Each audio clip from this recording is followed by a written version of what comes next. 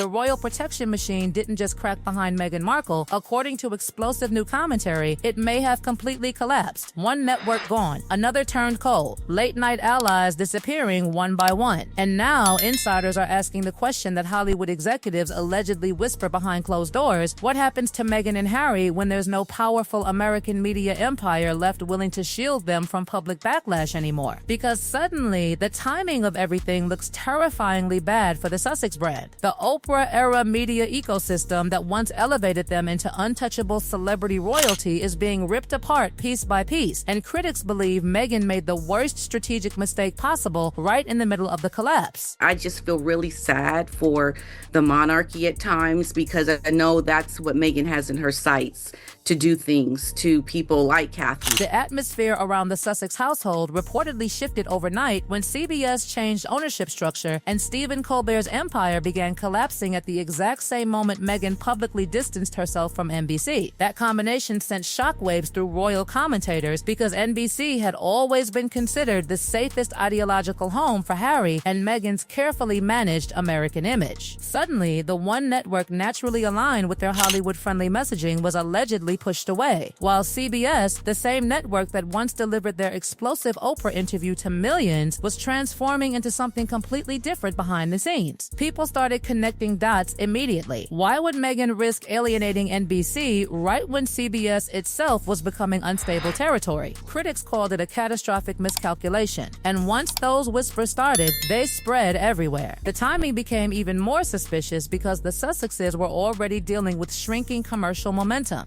Spotify collapsed, Netflix rumors intensified, product launches underperformed. Yet instead of widening media access, Meghan reportedly narrowed it herself through public disputes and selective media hostility. That's why this network realignment became more than just entertainment gossip. Observers started treating it like a power shift, like a wall of protection around the Sussex brand was quietly being dismantled in real time, while Harry and Meghan continued acting as though the old system still existed. But according to commentators, that old system is gone, completely gone. Between a woman who is genuinely interested and compassionate towards others, and then there's a fraud who is only interested in monetizing the pain and the grief of others.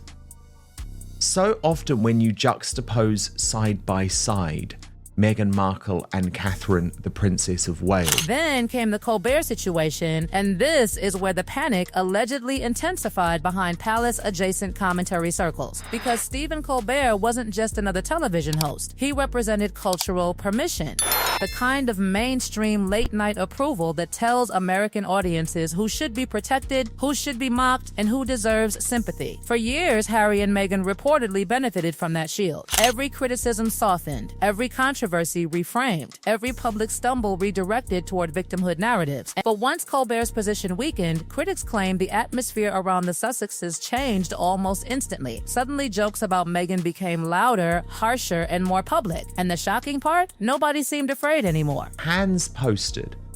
Princess Catherine has once again worn a perfectly tailored, gorgeous-looking beige suit to her visit to the University of East London.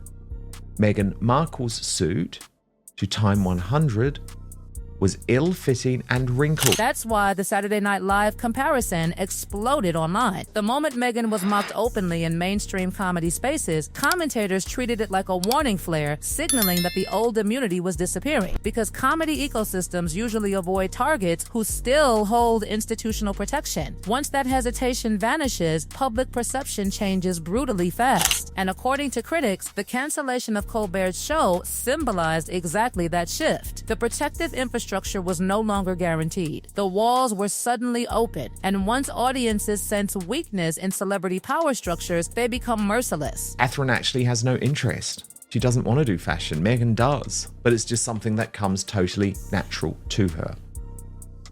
And this has all resulted in a major new essay by Queen Esther, arguing that it's because of grace under fire which is why Catherine is the future queen the world really needs. At the exact same time, royal commentators began contrasting Meghan with Catherine, Princess of Wales, in ways that reportedly infuriated Sussex supporters. Catherine's cancer period became the centerpiece of those comparisons because critics claimed she handled pressure with silence, restraint, and discipline, while Meghan allegedly responded to criticism with immediate reaction campaigns and counter-narratives. Every small difference became symbolic. Catherine appearing calm during illness, Meghan reacting defensively to headlines, Catherine focusing outward on other people, Meghan accused of turning every conflict into a public grievance cycle. The comparisons grew brutal online, and the more Meghan's team pushed back, the more critics claimed she was proving their point. Then came the fashion comparisons, which somehow became another battlefield entirely. Catherine walks into engagements wearing tailored, neutral outfits and barely comments on them. Meghan arrives in expensive designer looks, and the internet reportedly dissects every wrinkle, every crease, every awkward fit within minutes. Observers claim the irony exposed a deeper issue. Catherine allegedly projects effortless discipline, while Meghan appears to project effort itself. One woman supposedly looks naturally composed, while the other looks strategically constructed. Whether fair or unfair, that narrative started spreading aggressively across commentary platforms, especially through side-by-side videos that allowed audiences to judge the contrast themselves. And once those videos started going viral, the damage reportedly multiplied fast. The most explosive allegation, however, revolves around Hollywood itself. Critics now claim Meghan's biggest problem isn't politics, royal drama, or even the British press anymore. They claim the real issue is that the entertainment industry allegedly sees her as difficult. Not difficult politically, difficult operationally,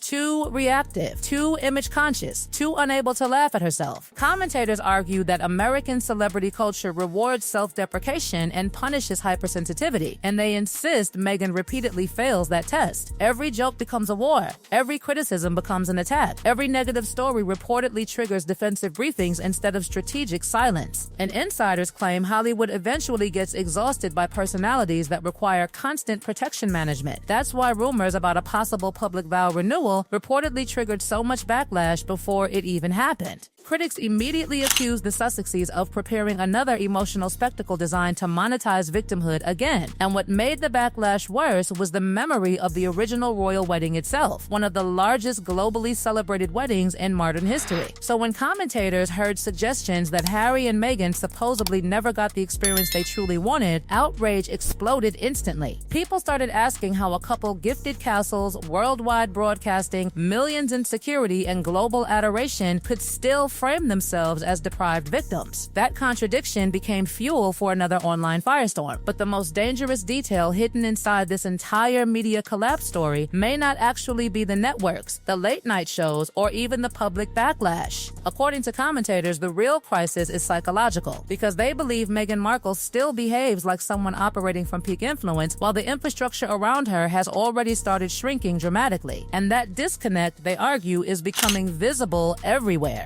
Every reaction, every boycott, every defensive briefing, every attempt to control coverage instead of adapting to it. Critics claim Hollywood executives can sense it immediately now. The desperation to maintain royal-level treatment in an industry that only protects people while they remain commercially useful. And once Hollywood smells instability, the emotional distance begins fast. Very fast. That's why the Nicole Avant fallout reportedly became such a huge warning sign behind the scenes. The moment stories surfaced suggesting distance between Meghan and influential Hollywood figures, counter-narratives allegedly appeared almost instantly, trying to repair the damage publicly. Commentators claimed it exposed a household trapped in permanent reaction mode, constantly fighting headlines instead of controlling the larger narrative anymore. And once audiences notice a celebrity defending themselves every single week, perception changes brutally. Power no longer feels natural. It feels forced. That's the terrifying shift critics believe is happening to Meghan in real time. Meanwhile, Catherine's image reportedly keeps strengthening through the exact opposite strategy: silence, restraint, calm appearances, minimal reaction. Royal commentators have become obsessed with framing her as the anti-Meghan, the woman who allegedly absorbs pressure quietly while Meghan battles every criticism publicly.